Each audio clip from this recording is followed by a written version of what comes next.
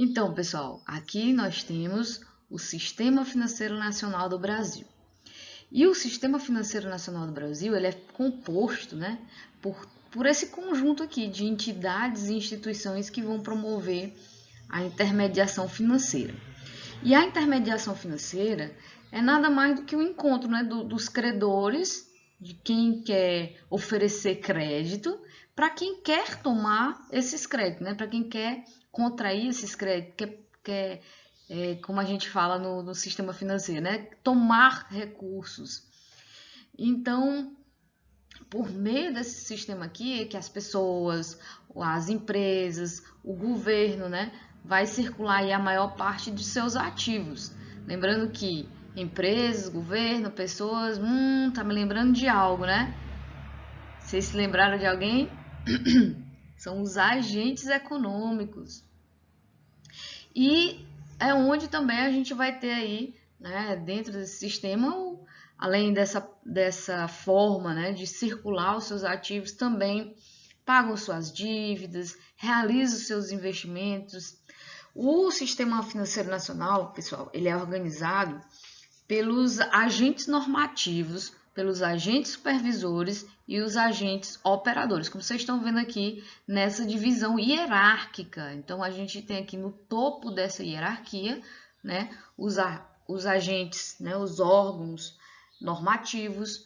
Em seguida, a gente tem aqui os supervisores, que vão supervisionar o sistema, e os operadores, que vão operar todo o sistema, digamos assim, todo o sistema nacional.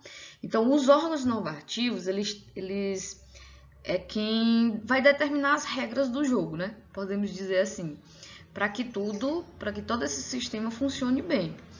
As entidades supervisoras, que no caso aí é o Banco Central, a CVM, a Supesp, a Previc, então todos esses outros aí, eles vão garantir, né, vão trabalhar para que as regras elas sejam, né, seguidas, as regras que foram feitas, né, no caso aí pelos órgãos normativos, as entidades supervisoras vão trabalhar para que os integrantes do sistema financeiro eles sigam essas regras que foram definidas pelos órgãos normativos, e os operadores, que é quem fica aí na base da pirâmide aqui, digamos, hierárquica do nosso sistema nacional, eles são essas entidades que vão oferecer serviços financeiros, e até mesmo tem um papel de intermediários, né, entre os credores e os tomadores de recurso, tá bom?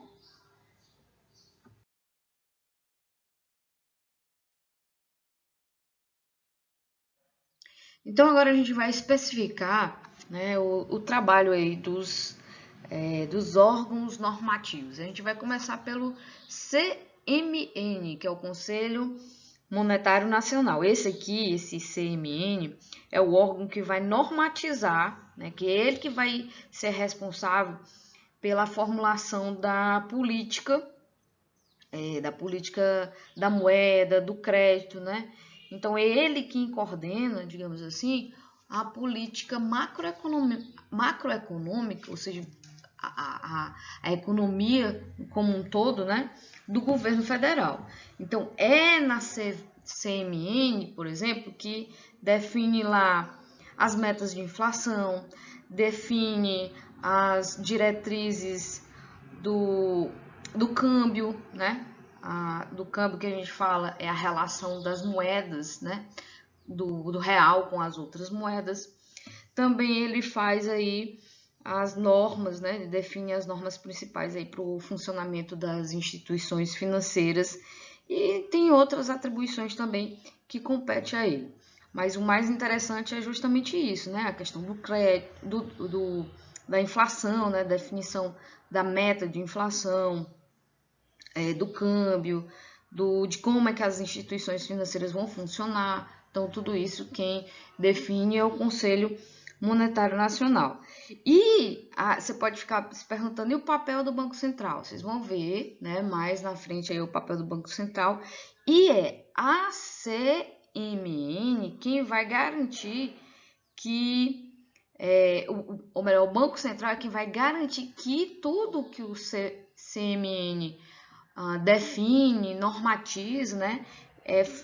O Banco Central é quem vai fazer com que todas essas normas, né, sejam cumpridas. Então, é o Banco Central ele que vai fazer com que a galera tem que cumprir o que o Conselho Monetário Nacional determinou.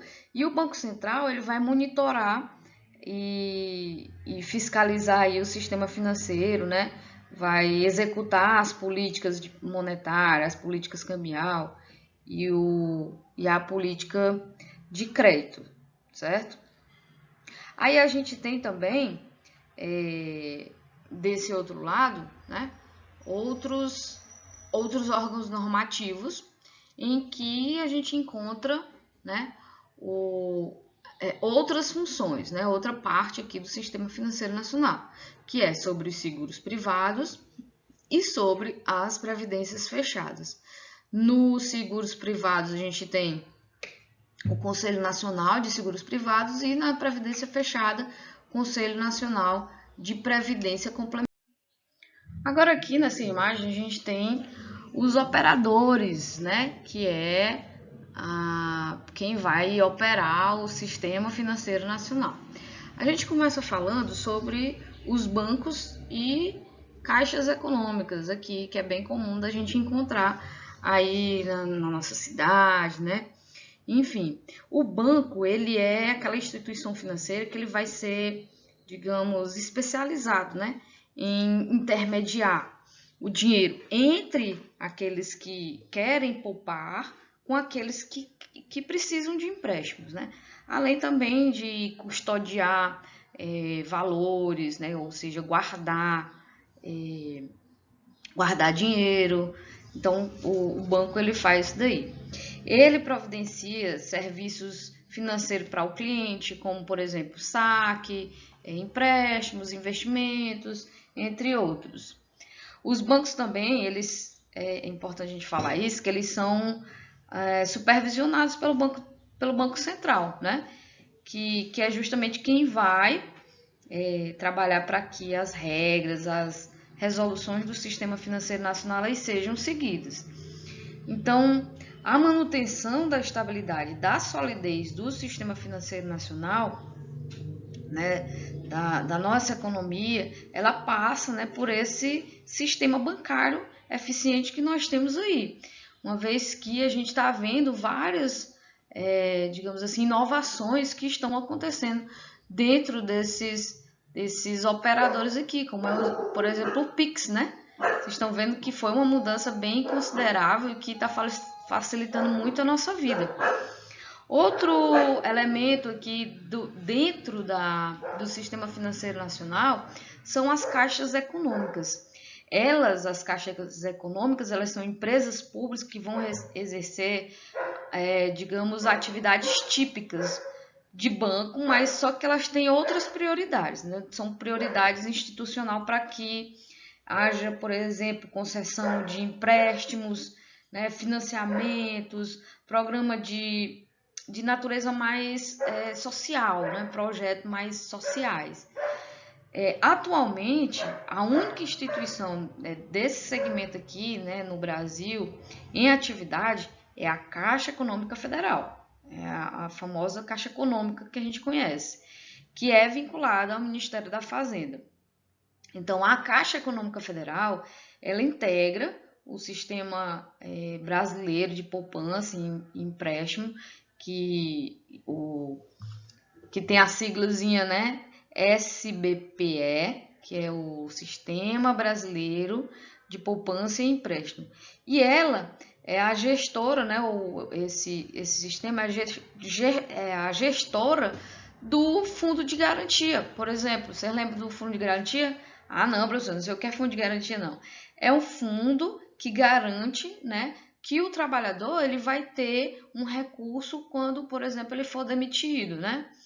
Então, ele vai ter esse fundo garantido para que ele possa se restabelecer, para que ele possa se manter. Então, o fundo de garantia ele serve para isso, né? Que é o famoso FGTS.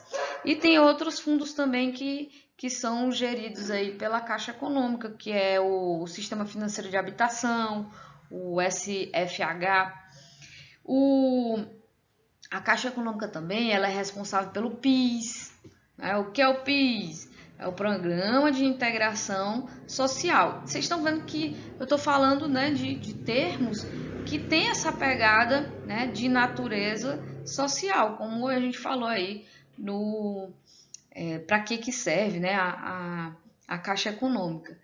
Tem também o seguro-desemprego, que também todos esse lado social, né, tudo é resolvido pela Caixa Econômica.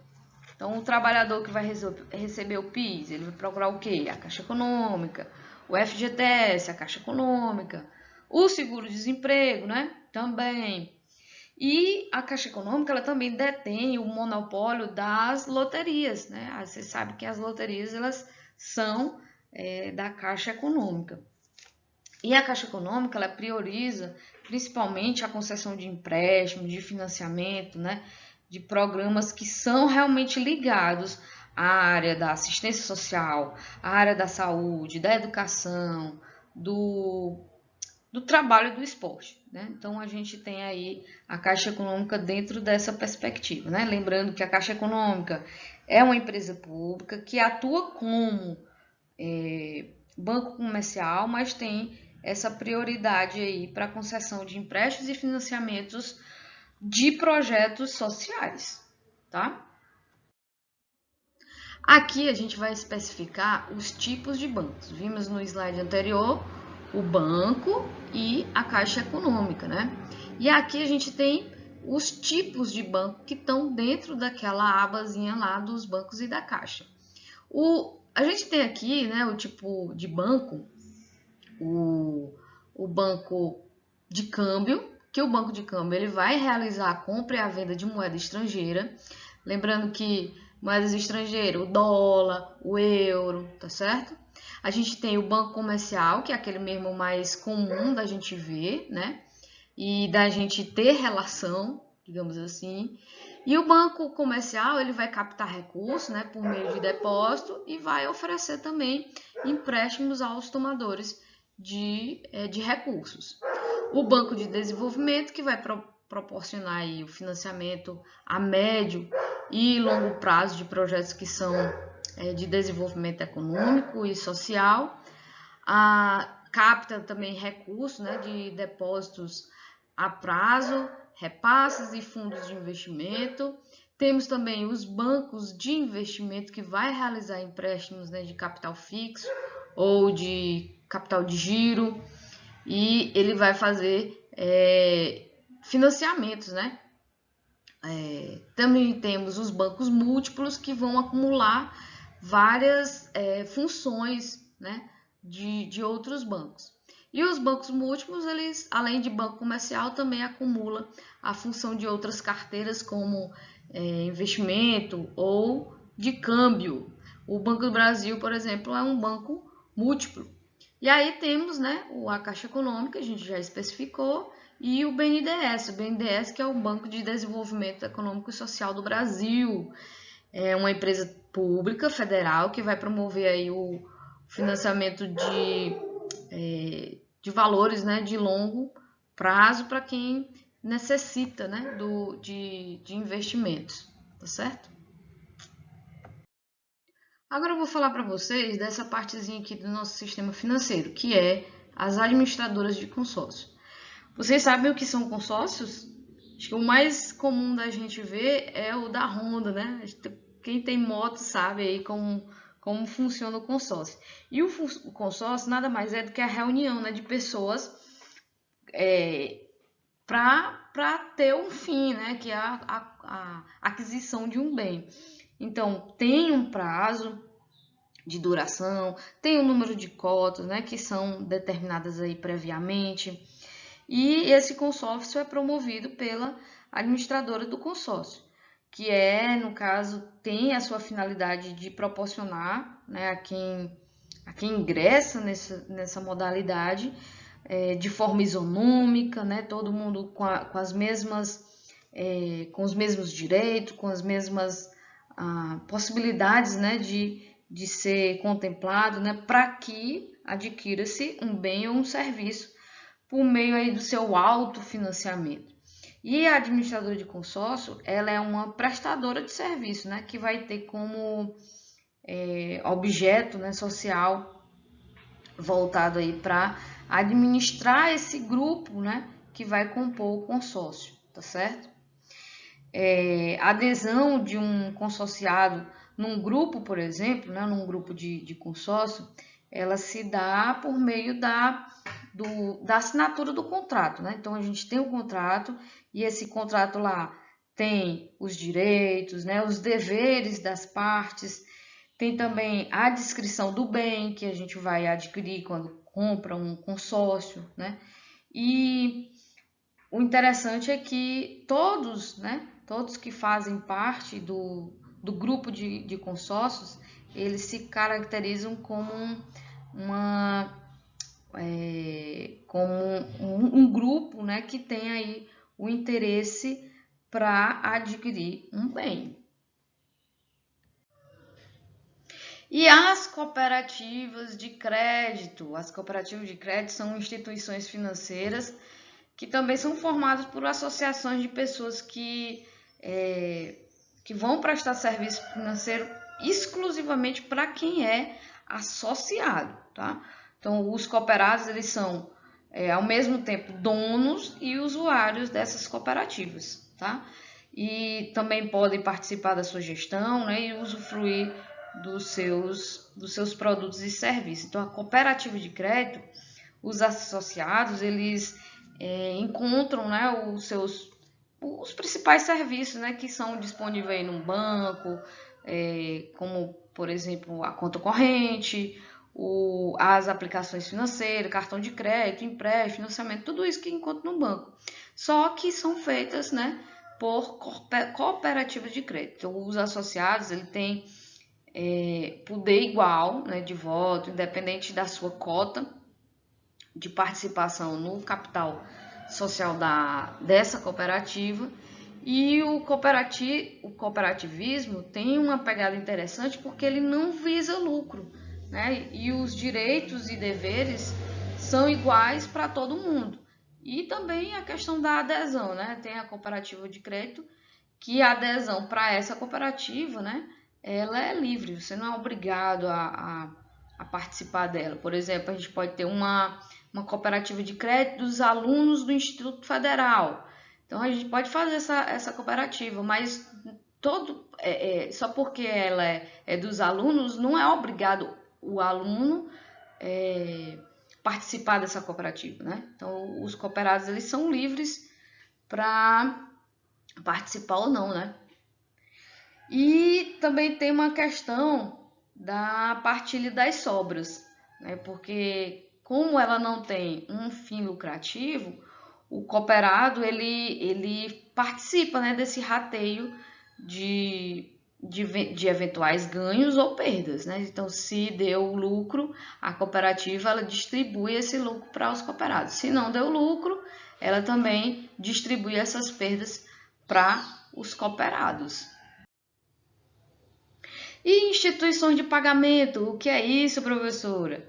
Essas IP, né, são pessoas jurídicas, né, que vão viabilizar aí, no caso, os serviços de compra e venda, né, de movimentação de recursos. Então, no âmbito de um arranjo de pagamento, né, sem a possibilidade de conceder empréstimo, de financiamento, eles só recebem, digamos assim, né, tipo pagamentos. Então, essas instituições de pagamento, elas facilitam, no caso, a vida do cidadão para realizar pagamento independente, né, de se ele tem ou não relacionamento com banco ou com instituição financeira.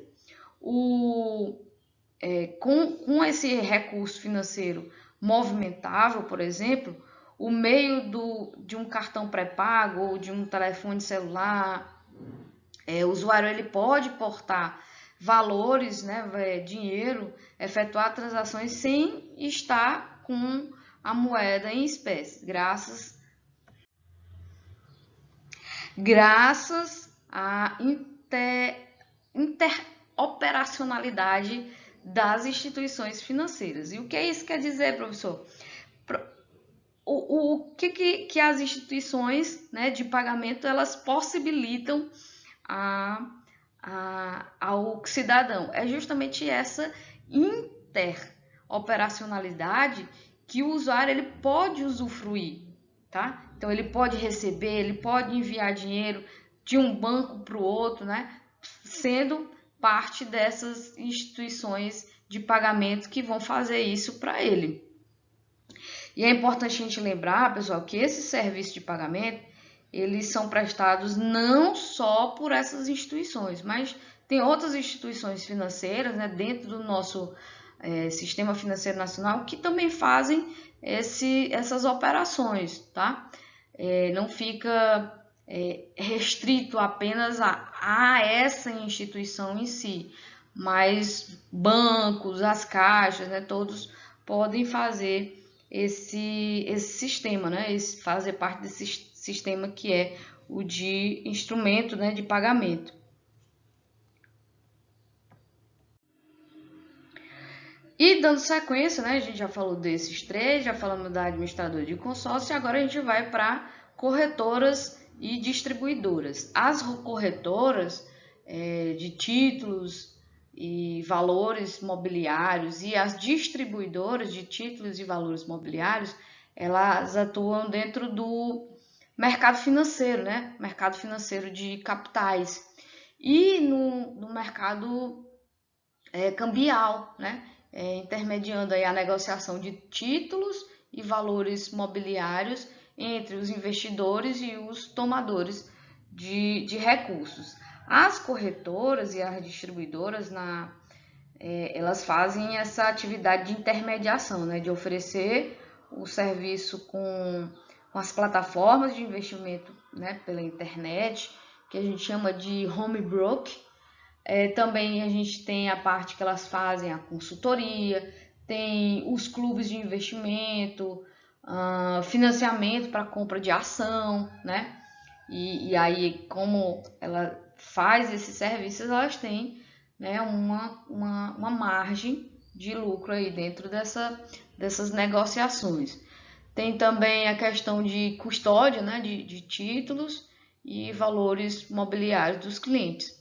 Na remuneração dos seus serviços, essas instituições elas podem cobrar algumas taxas. Tem corretoras, né, que fazem, digamos assim, fazem a corretagem e não cobram, né?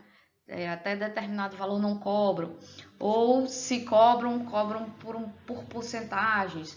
Tem delas que cobram um valor fixo, né? De R$10 por operação, independente se você vai fazer uma movimentação de R$1 milhão ou de R$30, ela vai cobrar os mesmos R$10. Então, aí tudo depende da corretora que você vai escolher. E as principais atividades das corretoras tá em comprar e vender títulos, né, comprar e vender títulos e valores mobiliários por conta própria ou por conta de terceiros. Terceiros, no caso, contratam ela para elas fazer essas compras, operam, né, em bolsas de mercadorias e de futuros por conta de terceiros ou por conta própria. Operam nas bolsas de valores, administram as carteiras, né, dos seus clientes e fazem aí, no caso, a instituição, a organização, a administração de fundos, né, de fundos de investimentos, ou seja, elas juntam os melhores, as melhores empresas que que a gente precisa investir. Aí elas juntam todas essas empresas num clube, num fundo de investimento, né, e vende para os clientes. Aqui a gente tem essa carteira e dentro dessa carteira tem várias empresas, várias ações de empresa. Por exemplo, um fundo, né, o fundo mais famoso aqui do Brasil é o Alaska. E lá dentro desse fundo de investimento, a gente tem a parte da Microsoft, da Apple, né? Tem várias empresas gigantes, né, que estão dentro desse fundo de investimento, que as pessoas compram parte desse fundo e o que que significa? Que juntando todo o dinheiro de quem faz parte desse fundo, eles vão comprar parte dessas empresas, né, que operam, que fazem, né, a Bolsa de Valores, que estão lá na Bolsa de Valores. Essas demais instituições bancárias aqui, pessoal, são todas as outras instituições que a gente tem no, digamos assim, dentro do sistema financeiro nacional. Então, elas não recebem depósito de cliente, elas não podem criar meios de operação de crédito, não pode criar moeda, não operam com ativos não monetários como ações, CDBs, letra de câmbio, debêntures, então elas não mexem com isso. Mas a gente pode citar exemplos, né, de outras instituições, que é a sociedade de crédito imobiliário, as companhias hipotecárias, as sociedades de arrendamento mercantil, as agências de fomento, deixa eu ver o que mais, associações de poupança e empréstimo. Então, são essas as outras instituições que estão incluídas dentro dessas demais instituições financeiras não bancárias. E para finalizarmos a nossa aula, eu vou passar como atividade para vocês uma pesquisa para vocês fazerem sobre a Bolsa de Valores do Brasil, que é a nossa B3. Vocês vão pesquisar sobre a B3, qual o que ela é, qual a finalidade dela, né? O que ela faz. Então, essa vai ser a atividade de hoje para vocês, tá bom? Aqui, ó, a gente tem os outros operadores que vão ser das outras partes, né, do Sistema Financeiro Nacional. E temos ainda também a Bolsa de Mercadorias e Futuros. Então, como atividade, a gente vai ter a pesquisa sobre a Bolsa de Valores. Tá bom, pessoal? Então, até a próxima aula. Tchau!